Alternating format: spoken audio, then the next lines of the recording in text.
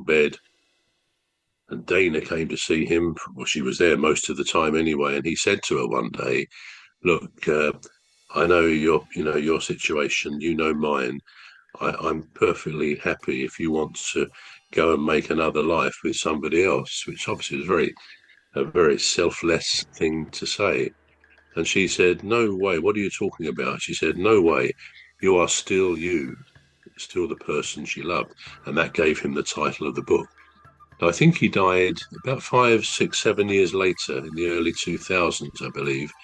Um, Having really made a mark, he talked to all sorts of impressive people and politicians, desperately trying to get stem cell work started. And he came to Britain because we were pioneers, maybe still are, in the idea of growing stem cells to replace broken bones and broken spines, things like that. And that work has advanced quite a lot because of Christopher Reeve and what he did. Anyway, I'm going off track, but Dana looked after him, gave everything to him for the rest of his life. And obviously his son did as well as he grew up into his teens and a bit older. And then I think a couple of years after Superman died, after Christopher Reeve died, Dana was found to have stage 4 terminal lung cancer. She never smoked in her life, had done all this wonderful caring for her husband and, of course, being both parents in a way to their son. And then she got an awful not consequence, but an awful thing happened to her as well. And I'm not suggesting that was people loaded with bad luck, but you could look at that situation and think, well, she did deserve a life after that, back, a freer life, not tied down. I'm sure she didn't look at it like that. But yeah, so maybe some people in their lives, we can all find stories or know stories of people who have illnesses with their children, all sorts of things that really sort of tug at the heartstrings. So yeah, all I would say on this is that I don't, like you really, I don't believe people are born with bad luck. I really don't. I don't think there's someone with a box somewhere dishing out bad luck tokens. I think life happens, and I think that's what effectively you said, that in all of our lives there are good things, great things, not so good things, bad things, unlucky things. We can all, I'm sure, list out things we think we're unlucky about. And actually, it's an interesting phrase that it's something I try and I've tried never to say. I'm sure have occasionally in life, but I thought a long time ago, I don't want to ever use the phrase just my luck. That's just my luck. I'm caught in the traffic jam. I'm late for an appointment. It's just my luck. And most of us have said that along the way, and because it can feel like that circumstances have conspired against us.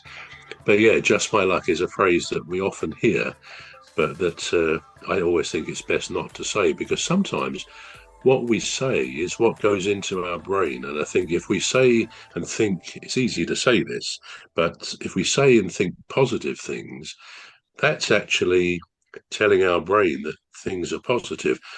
Something I may have said before, but we're told by a psychologist that actually you can fool your brain by smiling, especially if you're a bit fed up or down in in the dumps, whatever.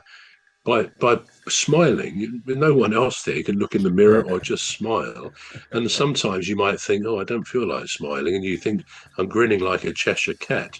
But actually, you know,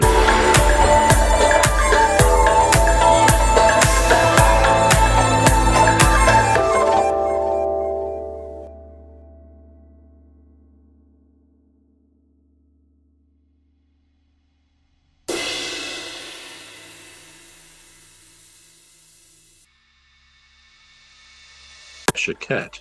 But actually, you know, these psychologists, psychiatrists even would say that fools your brain into thinking you're okay. And what it does, it then pumps dopamine and endorphins.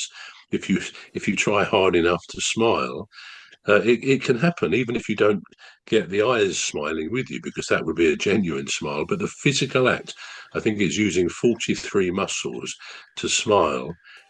Your brain can think, yeah, things are great, and you suddenly feel a surge. This is the idea of feeling a bit better.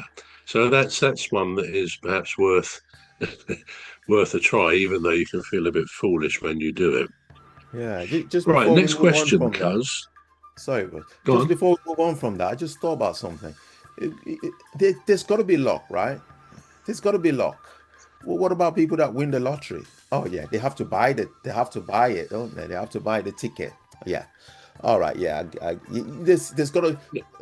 I think there's got to be luck, but you've got to do something towards uh, Yeah, achieve, achieving that. You can't just sit down and have luck. yeah. Is, No, is that's that? true. You've got Yeah. to do something to help yourself. Yeah, Yeah. people say You you got to. make your own luck, Yeah. and that's true. Somebody once said something like, "Luck is 2%, something like 2% hope and wish, 98% perspiration. You make your own luck by working towards it." But having said that, if with the say the lottery, where you're talking of millions of pounds, if that is someone's hope in life to come into millions of pounds, then if they actually buy the ticket, the odds are so far removed from reality that actually the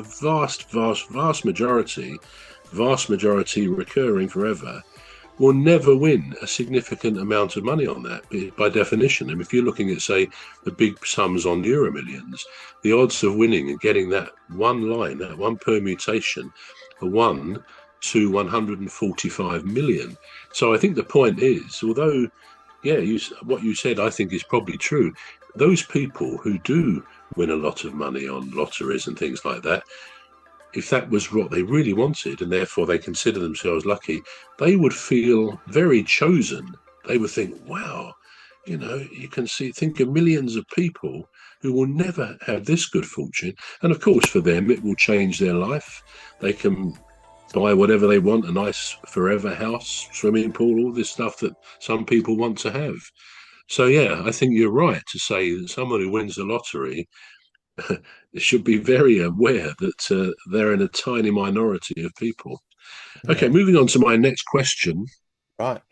Have you ever experienced deja vu? And if you have, how do you explain?